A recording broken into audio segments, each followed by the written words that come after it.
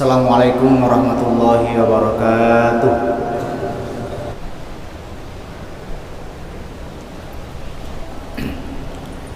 Bismillahirrahmanirrahim. Alhamdulillahirabbil alamin. Wassalatu wassalamu ala khairil anam sayyidil khalaiqi wal bashar Muhammadin sallallahu alaihi wasallam wa ala alihi wa ashabihi ajmain. Alhamdulillahillazi an'ama alaina bi ni'matil imani wal islam. Asyhadu an la ilaha illallah wa asyhadu anna Muhammadan abduhu wa rasuluhu la nabiyya ba'dah. Wa qad qala Allah ta'ala fi kitabil karim, ya ayyuhalladzina amanu taqullaha haqqa tuqatih wa la tamutunna illa wa antum muslimun. Innallaha wa malaikatahu yusholluna 'alan nabi, ya ayyuhalladzina amanu shallu 'alaihi wa sallimu taslima. Allahumma shalli ala Muhammad wa ala ali Muhammad kama shallaita ala Ibrahim wa ala ali Ibrahim innaka Hamidum Majid. Amma ba'd. Hadirin kaum muslimin sidang jamaah Jumat yang semoga dirahmati Allah Subhanahu wa taala. Alhamdulillah wa syukurillah, senantiasa kita mengembalikan rasa syukur kita kehadirat Allah Subhanahu wa taala, sebab sampai pada hari ini, di hari yang penuh berkah, di tempat yang semoga diberkahi oleh Allah Subhanahu wa taala, kita juga yang hadir menunaikan ibadah Jumat senantiasa mendapatkan berkah dari Allah Subhanahu wa taala insyaallah. Salawat dan salam kepada Rasulullah sallallahu alaihi wasallam, nabi yang senantiasa menjadi panutan kita, teladan kita, dan kita berharap kelak di akhirat kita mendapatkan syafaat beliau dan mendapatkan tempat yang dekat dengan beliau di dalam surganya Allah Subhanahu wa taala insyaallah. Hadirin kaum muslimin sidang jemaah Jumat yang semoga dirahmati oleh Allah Subhanahu wa taala. Pada kesempatan khutbah Jumat kali ini, saya ingin mengingatkan kepada kita, mengajak kepada kita untuk kemudian mempertahankan nilai-nilai ibadah Ramadan. Karena baru saja Ramadan berlalu, diibaratkan itu adalah pelatihan, maka kita telah melewati sebagai orang beriman, telah melewati 1 bulan penuh dilatih oleh Allah Subhanahu wa taala, menahan lapar, menahan haus, menahan segala hal yang dilarang ketika berpuasa. Ketika seorang PNS, CPNS menjadi seorang PNS harus melewati pendidikan dan pelatihan. Seorang TNI Polri pun harus melewati pendidikan. Maka orang beriman juga diberikan pelatihan oleh Allah 1 kali setahun, yaitu melalui ibadah di bulan Ramadan. Cuman yang menjadi masalah malah bengki hadir. Kadang-kadang karena terbatasnya ilmu agama yang dipahami oleh Sayyidina Koromai pada tak suruh-suruh seleng, sehingga kadang-kadang yang dipahami tentang Ramadan hanya terbatas selesai Idul Fitri maka selesailah itu Ramadan. Yang dipahami mereka tentang Ramadan hanyalah kulit-kulitnya saja. Terlalu banyak saudara-saudara kita di luar sana, ketika mereka mau datang, mau menyambut bulan Ramadan, 1 minggu sebelum datang Ramadan paling sibuk bikin status di media sosial, selamat datang Ramadan, marhaban ya Ramadan. Begitu masuk Ramadan ternyata tidak ada puasanya. Mereka adalah orang-orang yang memahami tentang Ramadan hanya sekedar perubahan waktu saja, hanya perubahan suasana saja. Ketika tiap malam mereka update status di media sosial, on the way tarwih 1, tarwih 2, tarwih 3, genap tarawihnya, cukup tarawihnya, tapi ternyata tidak ada salat subuhnya. Yang sunnah yang dikejar sementara yang wajib yang dilalaikan.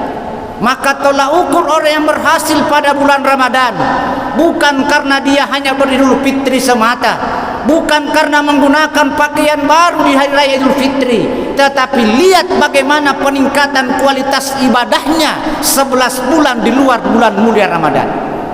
Maka pada kesempatan kali ini saya ingin mengajak kepada kita semua melihat bagaimana kemudian ibadah-ibadah kita walaupun Ramadan itu telah berlalu, tetap kita intens melihat bentuk-bentuk ibadah yang sangat dicintai oleh Allah Subhanahu wa taala dan sangat tinggi pahalanya di sisi Allah Subhanahu wa taala.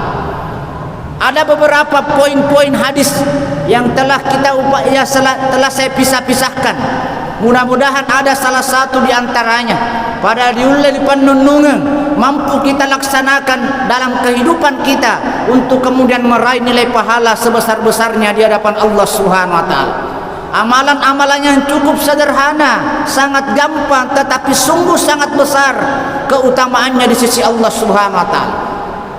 Yang pertama adalah kita mendatangi masjid, bukan hanya untuk salat berjamaah, tapi mendatangi masjid untuk belajar ataupun mengajarkan agama.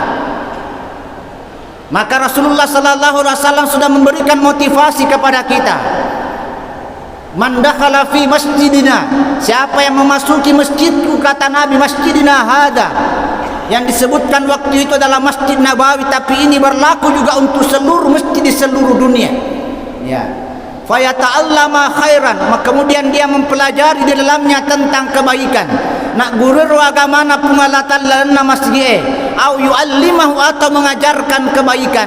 Kana kal mujahidi fi sabilillah, maka dia sama dengan orang yang pergi berjuang di jalan Allah Subhanahu wa taala, sama pahalanya dengan orang yang mujahid fi sabilillah.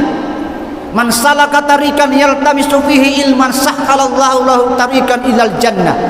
Siapa orang yang mencari jalan untuk mencari ilmu agama, maka Allah memudahkan jalannya menuju surganya Allah Subhanahu wa taala. Poin pertama ini mengajarkan kepada kita kembalikan fungsi masjid. Bersyukur kepada Allah Subhanahu wa taala. Orang-orang Bulukumba mempunyai masjid semegah Masjid Islamic Center Datuk Tiro. Lalu kemudian pertanyaannya, bagaimana dengan masjid-masjid yang lain? 1000 lebih masjid di Kabupaten Bulukumba. Kembalikan fungsi masjid. Bukankah di masa Nabi, di masjid Nabi mengajarkan anak-anak mengaji, di masjid Nabi mengatur strategi peperangan, Nabi memberikan dakwah dan seterusnya. Bahkan di masjid Nabi melepaskan tentara untuk pergi berperang. Artinya apa? Masalah malam yang kadere, basis kekuatan umat Islam berada pada kemauan kita untuk meramaikan rumahnya Allah Subhanahu wa taala. Selain datang berjamaah, selain datang salat, mari kita menggunakan masjid untuk mempelajari agamanya Allah Subhanahu wa taala. Cuma tak dan penang sama raja. Kembali kepada pembahasan awal, kadang-kadang masjid kita hanya ramai di bulan mulia Ramadan. Jangankan setelah lewat Ramadan, 1 minggu sebelum habis Ramadan, mulailah masjid kita mengalami kemajuan yang luar biasa. Kenapa maju? Karena jamaahnya sudah maju ke depan, kosong di belakang. Berpindahlah kita punya masjid ke area-area mall dan pusat-pusat perbelanjaan. Untuk apa? Belong di soal lepereng. Padahal sejujurnya, padahal sesuai panduan agama, kemuliaan Ramadan terletak pada 10 terakhir, karena disitulah diturunkan Lailatul Qadar oleh Allah Subhanahu wa taala. Masalah malam yang hadir jamaah Jumat yang dirahmati Allah Subhanahu wa taala. Ini poin yang pertama. Berikutnya yang kedua, amalan yang sangat sederhana dan sangat tinggi keutamaannya di sisi Allah adalah dengan membaca Al-Quran, mendekatkan diri kita kepada Al-Quran. Iqra'ul Qur'ana fa innahu ya'ti yaumal qiyamati syafi'an li ashabi. Pada baca Al-Qurannya, pelajari Al-Quran. Anak-anak, anak muda, orang tua pelajari. Tidak ada istilah kata terlambat untuk mempelajari Al-Quran. Khairukum man ta'allama al-Qur'ana wa 'allamah. Sikesi-kesi pada ikumanan nas Nabi, bukan yang paling tinggi pangkatnya, bukan yang paling banyak uangnya, bukan yang paling banyak depositonya, tapi yang mengajarkan dan belajar tentang Al-Qur'an. Karena ini akan memberikan syafaat nanti di akhirat. Masalah malam yang hadir jamaah Jumat yang dirahmati Allah Subhanahu wa taala. Nabi sallallahu alaihi wasallam memberikan jaminan, man qara'a harfan min kitabillah falahu bihi hasanah. Siapa umatku yang membaca Al-Qur'an, maka 1 huruf itu bernilai 10 pahala. Ya, bernilai 1 pahala. Ya. Wal hasanatu bi asyri amsalihha, dan 1 pahala dilipat gandakan 10 kali lipat oleh Allah Subhanahu wa taala. La aqulu alif lam mim harfun, kata Nabi, saya tidak mengatakan alif lam mim 1 huruf, bal alifun harfun, tapi alif itu adalah 1 huruf, wa lam harfun wa mim harfun, dan lam 1 huruf, dan begitu juga mimnya juga 1 huruf. Poin kedua mengajarkan kepada kita, umat Islam kalau mau maju, mau selamat dunia dan akhirat, kembalilah kepada Al-Quran kita. Mari kita introspeksi diri selaku orang tua. Ketika game-game online meracuni generasi kita, ketika di tangan-tangan anak-anak kita 24 jam tidak pernah lepas daripada gadget dan HP, sementara di sisi lain mereka tidak pernah sempat membaca Al-Quran. Jangan pernah bermimpi akan didoakan anak-anak nama muni di masjid menangis di hadapan Allah, Rabbi habli minas sholihin, ya Allah berikan aku anak yang soleh, tapi ternyata hanya sebatas doa. Di luar sholat sana dia tidak sadari anaknya diserahkan pendidikannya kepada Google dan internet. Maka itu adalah jauh panggang dari api. Jamaah Jumat yang dirahmati Allah Subhanahu wa taala, kembalilah kepada Al-Qur'an kita. Ini poin yang ketiga.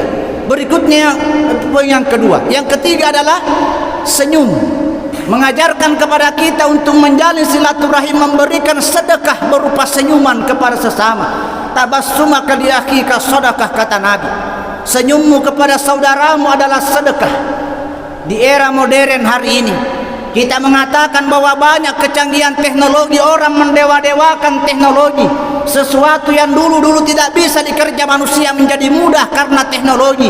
Sesuatu yang jauh menjadi dekat, yang tinggal di luar sana dekat karena ada telepon, ada video call, ada internet. Tapi ternyata di sisi lain kadang-kadang juga teknologi justru menjauhkan kita.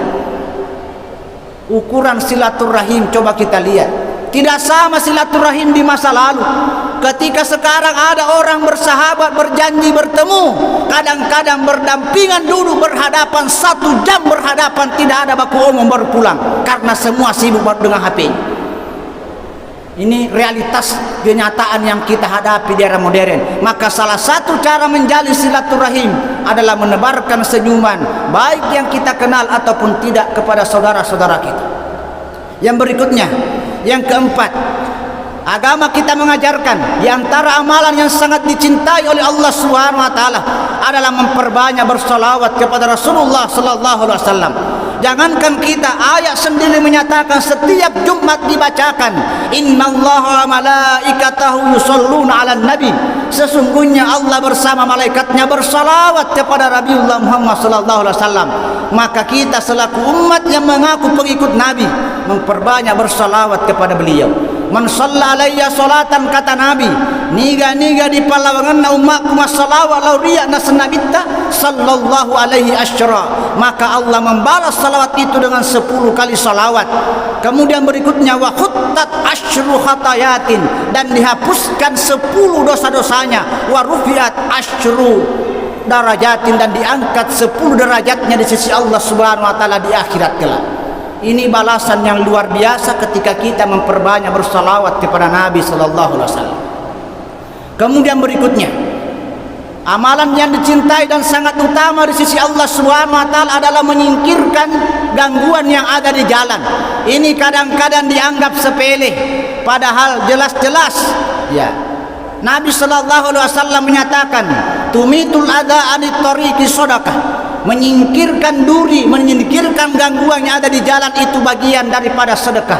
Bahkan di hadis lain Nabi sallallahu alaihi wasallam memberikan penegasan, al-imanu bid'un wa sab'una syu'bah. Iman itu ada 70 cabang. A'laha kalimatul la ilaha illallah. Iman yang derajat tertinggi adalah ucapan la ilaha illallah. Wa adnaha, dan yang paling rendah antumitul ada anit tariq. Kalian menyingkirkan duri daripada jalanan yang mengganggu orang lain. Wal haya'u syu'batun min syi'abil iman, dan malu adalah bagian daripada 70 cabang iman. Maka masalah malam yang kadere jamaah Jumat yang dirahmati oleh Allah Subhanahu wa taala, kalau dibalik pemahaman ini, kalau ilmu tafsir kita pakai dengan mafhum mukhalafah, pemahaman yang terbalik, kalau orang yang menyingkirkan duri di jalan, orang yang membuang sampah dari jalan, orang yang membelikan ke lapangan orang untuk lewat mendapatkan pahala, maka justru sebaliknya, orang-orang yang mengganggu jalannya orang lain mendapatkan dosa di sisi Allah Subhanahu wa taala.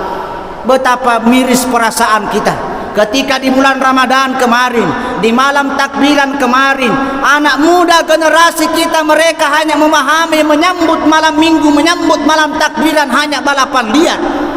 mengganggu orang lain, besek-besek melok biasa, tidak tahu bagaimana identitas dirinya selaku generasi muda. Dan ini menjadi pekerjaan rumah bagi kita orang tua. Berikan pemahaman yang baik, berikan nasihat yang baik kepada anak-anak kita, karena ini adalah tanggung jawab di hadapan Allah Subhanahu wa taala. Jadi kalau dibalik, orang yang mengganggu jalannya orang justru berdosa di sisi Allah Subhanahu wa taala. Kemudian berikutnya apa lagi? Amalan yang sederhana dan sangat utama di sisi Allah Subhanahu wa taala adalah melayat, mendatangi jenazah, mensalati dan mengantarkan sampai ke area perkuburan.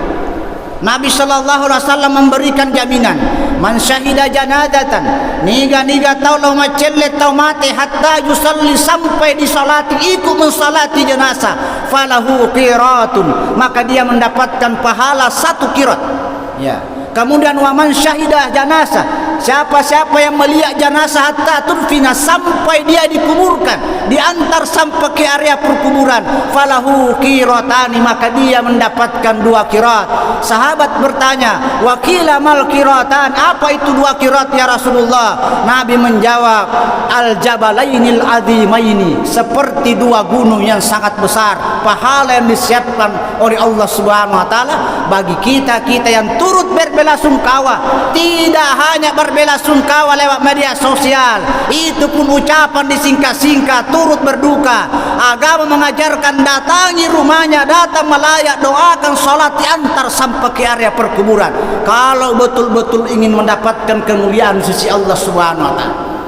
Narik komate ki bajari-bajai melotok itu na celengi padat na rupa tahu.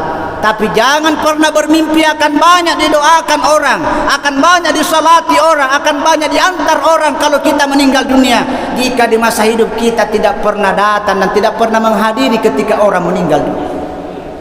Kemudian berikutnya, jamaah Jumat yang dirahmati Allah Subhanahu wa taala, yang terakhir, ya, amalan-amalan sederhana, amalan-amalan ringan yang kemudian sangat tinggi pahalanya di sisi Allah Subhanahu wa taala, yang kemudian bisa kita praktekkan ya dalam keseharian kita, adalah berbuat baik kepada kedua orang tua kita. Kesempatan kita yang masih diberikan umur untuk melihat dan bertemu dengan kedua orang tua, set dia cilaka maraja narek konawerengi kesempatan Allah taala hidup bersama, bertemu dengan orang tua, lalu kemudian tidak mampu meraih surganya Allah Subhanahu wa taala. Kalau kita biasa mengangkat tangan, Allahumma inni as'alukal jannah, buat tawerenga surga, masukkan aku ke dalam kelompok orang-orang yang soleh yang menggapai surga di akhirat kelak. Lalu Allah kemudian menyatakan, kenapa jauh-jauh minta surga? Ada pintunya surga aku letakkan di dunia. Al jannatu tahtal aqdamil ummahat, surga terletak pada baktimu kepada kedua orang tuamu. Ridallahi fi ridal walidain, ridhonya Allah terletak pada ridhonya kedua orang tuamu. Dan sebaliknya, wa sukhtullah fi sukhtil walidain, gelinna Allah taala murkanya Allah terletak pada murkanya kedua orang tuamu. Maka mendidik diri kita, karena kita juga pasti punya orang tua, dan mendidik juga anak-anak generasi kita untuk hormat kepada orang tuanya.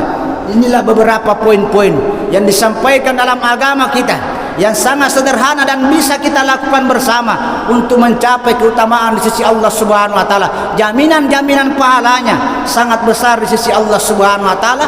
Ini gunanya agar supaya walaupun Ramadan berlalu, kita tetap bisa meningkatkan kualitas dan kuantitas amalan-amalan kita sampai kemudian 11 bulan di luar bulan Ramadan, dan mudah-mudahan nawerengi umur Allah taala bertemu kembali dengan Ramadan di tahun yang akan datang insyaallah. Barakallahu li wa lakum fil Qur'an nasim manafa'ni wa iyyakum bima fihi minal ayati wa dzikril hakim wa taqabbalallahu minna minkum tilawatah innahu huwal ghafurur rahim.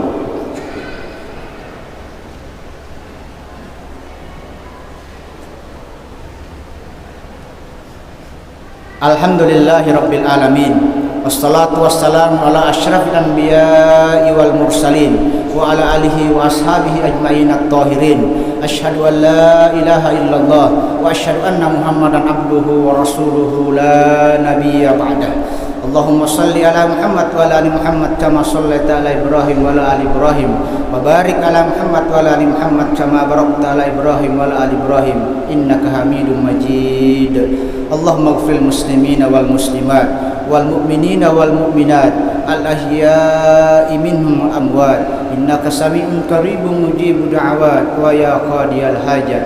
Allahumma rabbana la tuzigh qulubana ba'da iz hadaitana wa hab lana min ladunka rahmah innaka antal wahhab. Rabbana zalamna anfusana wa illam taghfir lana wa tarhamna lanakunanna minal khasirin. Allahumma ighfir lana wa liwalidayna walil mu'minina yawma yaqumul hisab.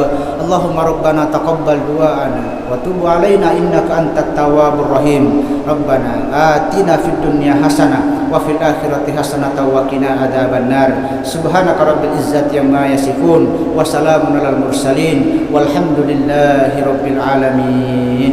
Wa aqimissalam.